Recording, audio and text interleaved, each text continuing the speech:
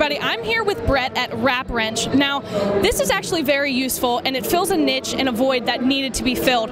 When you wrap your hands for boxing or for MMA fighting, and you put them in the laundry because they're all sweaty, you get something like this. This is a bear. This is awful to deal with. Now, what Brett came up with the Wrap Wrench is a way to wrap these up. Now, Brett, yes. Demonstrate this, please, for all of us. Here you go. Well, basically what you have is you have a universal tool that I developed and patented a bit that stays on permanently so you don't lose it in your gym bag. It's rechargeable. It's about 3.6 volts, and it rolls about 250 wraps per 4-hour charge. So if you do the math, it's about 6 months of training for an average person who trains 3 times a week or so. Exactly, and this is a tool. This is a tool that athletes need. Yeah, exactly.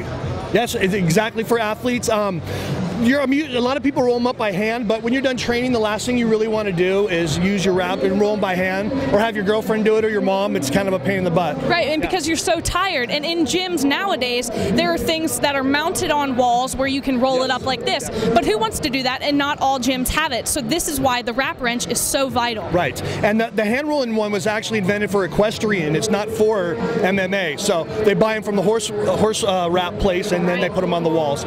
So basically, this is how it works. I take your wrap.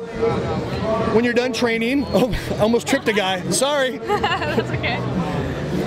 You take the end of your wrap, and what you do is you open up the loop, and you stick it through like that, and you pull the trigger, and you guide it with your thumb.